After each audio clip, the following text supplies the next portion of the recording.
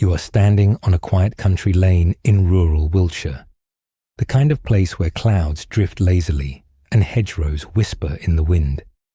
Yet beneath your feet lies a secret that took 10 long years to surface. What happened to Becky Godden-Edwards, the bright 20-year-old who vanished in 2003?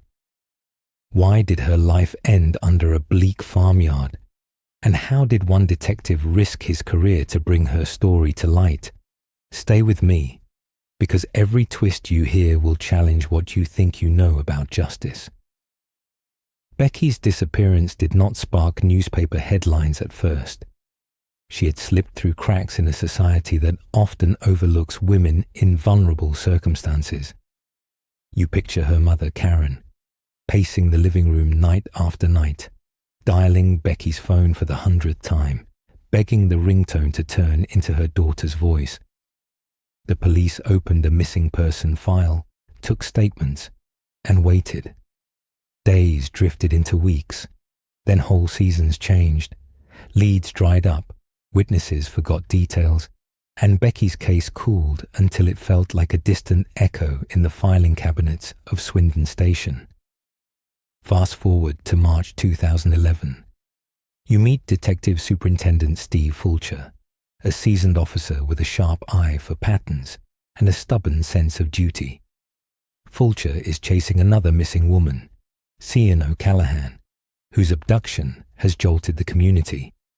Car registration traces and CCTV clips funnel his focus onto a local taxi driver, Christopher Halliwell. Suspicion tightens like a vice, and Fulcher orders surveillance. Hours later, officers swoop in and arrest Halliwell outside an Asda car park. Standard procedure dictates that Halliwell should be driven straight to the station, handed a solicitor, and read his rights in a controlled interview room. Fulcher feels the clock ticking louder than any protocol. Cian might still be alive, and he believes Halliwell alone knows where. Imagine the weight of that moment.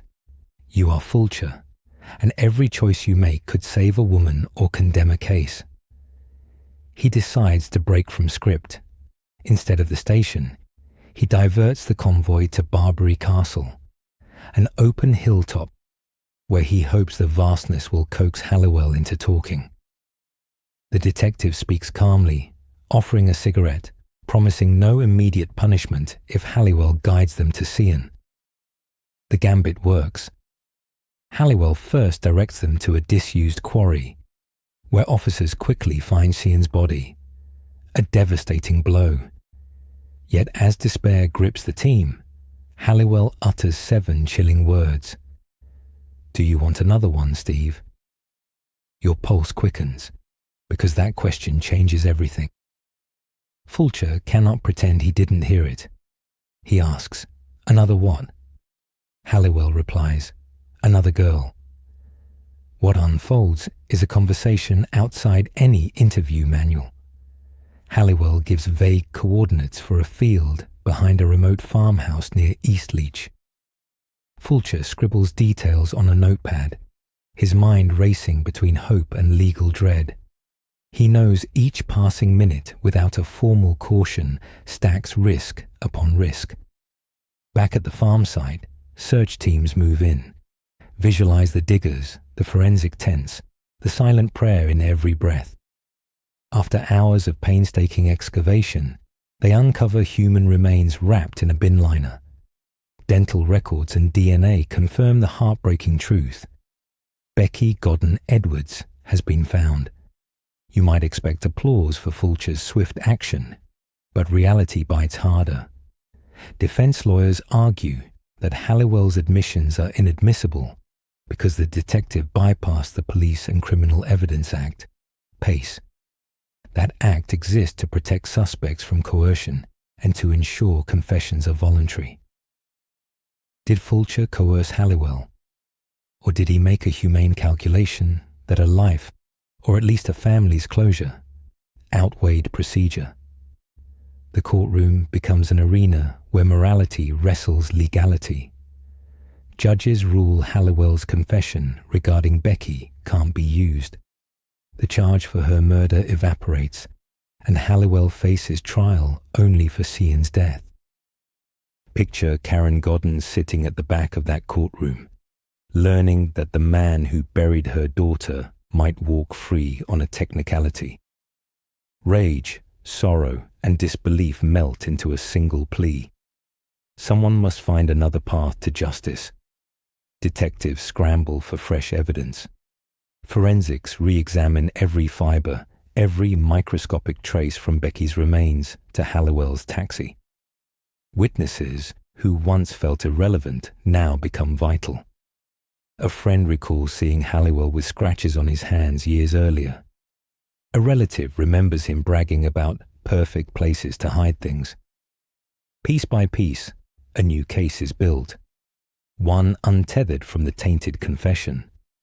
Meanwhile, public opinion splits. Some hail Fulcher as a hero who prioritized lives over paperwork. Others warn that bending rules invites abuse of power. Legal scholars debate on television panels late into the night. You listen to them spar, and you wonder, if your loved one were missing, would you want detectives to follow the book to the letter? Or would you urge them to cut corners if it meant finding answers sooner? Pressure mounts on Wiltshire police to review their procedures. Internal Affairs opens an investigation into Fulcher's choices. He faces disciplinary hearings, media scrutiny, and the cold shoulder from colleagues who fear association. Eventually, he resigns, a career punctured by the very instincts that once defined it. The irony isn't lost on you. The detective who refuses to break criminals is broken by the system he served. Jump to 2016. Advances in forensic science, persistent detective work, and Halliwell's own history converge. Soil particles on Becky's clothing match the farm where she lay. Phone mast data places Halliwell near Eastleach at the right time. A bootlace, similar to one used to bind Becky, is found in Halliwell's garage. The Crown Prosecution Service feels confident enough to charge him again, this time without relying on the excluded confession. The second trial unfolds with painstaking detail.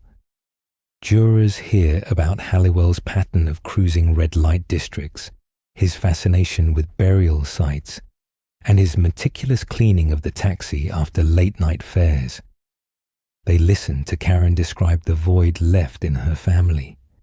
They see maps, fibre analyses, and reconstruction videos that paint an ugly but coherent picture.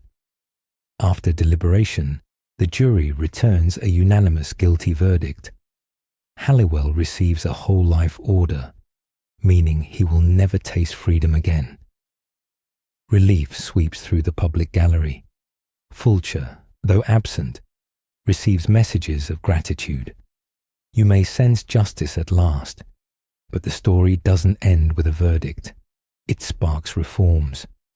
Wiltshire police review interrogation protocols to balance urgency with legality. National policing bodies revise guidance for extraordinary circumstances, allowing senior officers limited flexibility when a life is at immediate risk, yet also mandating rapid legal oversight to avoid another courtroom collapse. Law schools pick apart the case in ethics seminars. Professors pose tough scenarios to students. When, if ever, is it acceptable to sidestep procedure? Does outcome outweigh principle? You might find yourself wrestling with those questions long after the lecture ends. The case also fuels advocacy for missing person resources, especially for adults. Campaigners argue that slow responses cost time and sometimes lives. Christopher Halliwell remains in prison, silent about other potential victims. Detectives from across the country have revisited unsolved cases, checking Halliwell's movements, but he maintains a grim quiet. You're left to wonder how many secrets still lie beneath quiet fields and farmyards. As you step back from the timeline, 3 images linger like aftershocks. First, Becky herself, a smiling young woman whose dreams were cut short. Second, Steve Fulcher on that windswept hill, making a choice that would define his legacy. Third, a dark farm lane where the earth gave up its secret, and a mother finally knew her daughter's fate. So what are you meant to carry forward? Perhaps it's this. Justice is fragile, a dance between rules and humanity. Break the choreography and the music can stop, yet sometimes the break is the only way to save a life. Next time you hear about an investigation, ask yourself how far you would want the detectives to go. Would you cling to procedure, or would you gamble on instinct? There is no easy answer, but the debate keeps the system honest. You now know Becky Godden-Edwards' hidden story, a tale of loss, courage, and the unsteady march toward accountability. Let it remind you to notice the invisible, to question the comfortable, and to believe that even secrets buried deep can, one day, reach the light.